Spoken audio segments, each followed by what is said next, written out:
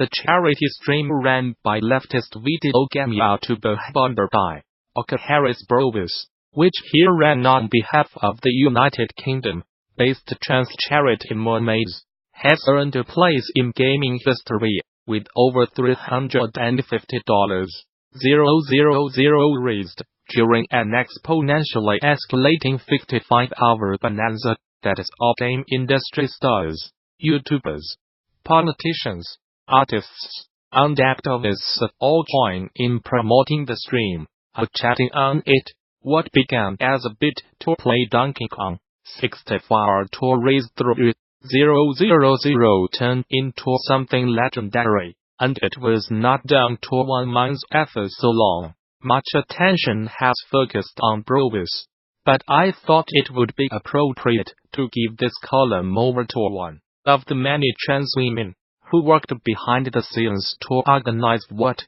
quickly turned into a monumental operation.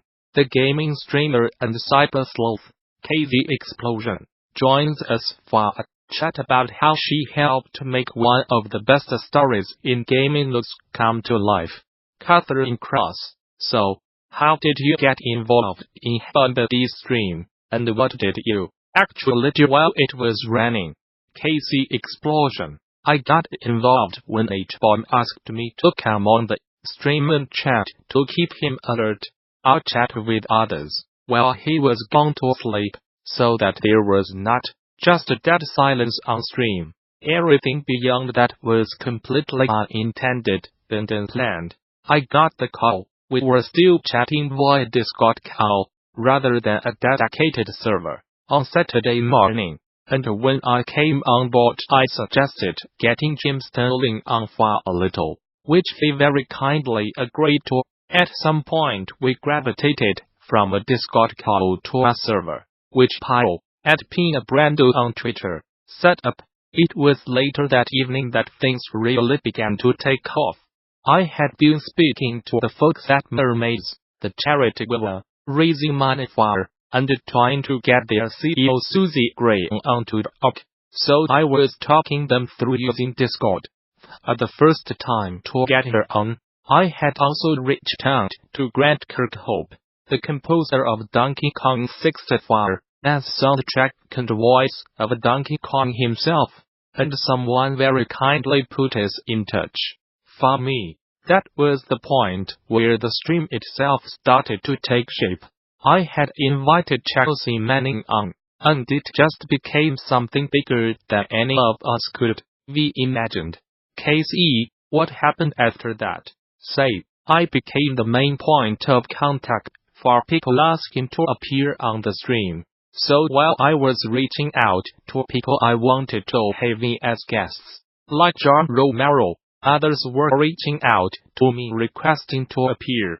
By Sunday, I was getting positively inundated with DM requests.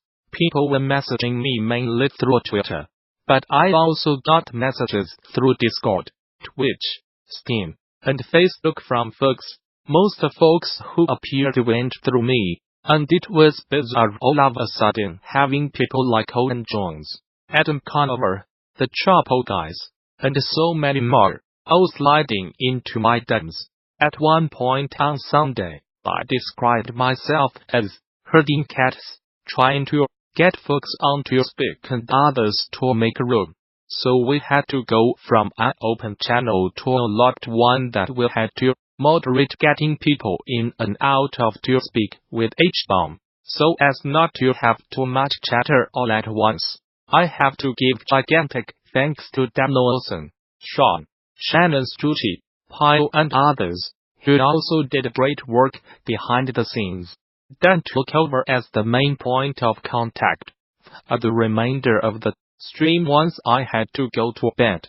I got extremely burned out eventually, but I was happy that the last guest I managed to get on was trans game developer Rebecca Hyman. KZ, you have talked at length about how major news organizations, if they didn't to notice you at all, labeled you an activist, but that's an inept description of what you actually do and where your skills lie. Talk a bit more about that. and what it means to be an aspiring gaming personality in 2019. Say, the reason I spoke about not wanting to be labeled an activist was not really about myself, but rather trying to draw attention to what I see as a more systemic issue on how media tends to frame trans people who speak up about their issues at all. It's not really about me. And to be honest, I do not think I would have a problem with the label if it were just me it's applied to. But it's not.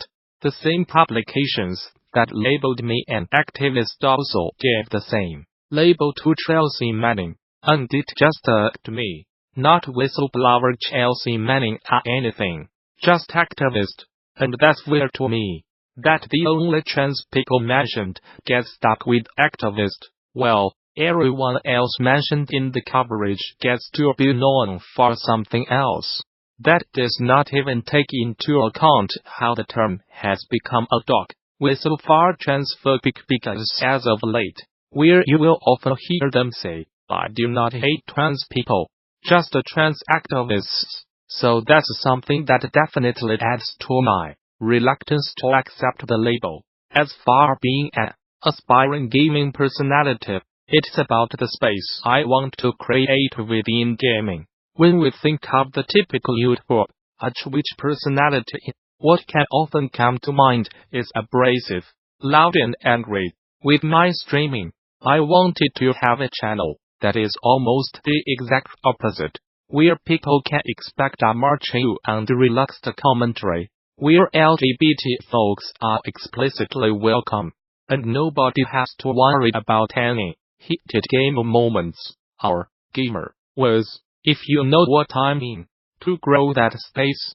That's it means to me. And when folks in my Twitch chat are saying things like, "Casey Asmer," when I know I have hit the right kind of chill that I wanted to achieve, and I hope I can continue to carve out that niche, be that kind of voice in gaming. Casey, the stream was remarkable for many reasons, but aside from the magnificent sum raised, it was perhaps most notable as a symbol. We are told constantly as transgender people that a silent majority of our fellow citizens despise us.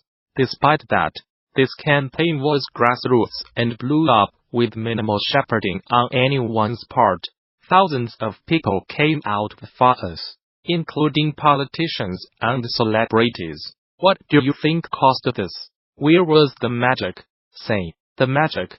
To a degree, I think a lot of that has to do with British comedy writer Graham Linehan. Thanks Graham. He does not realize this, but what he has done is give us people a villain.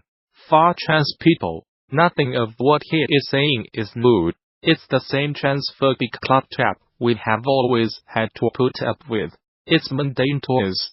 But for cis people, this was something they have not seen before. He did something so cartoonishly evil in targeting mermaids, attempting to get the funding pulled from a children's charity. That's something people can rally around.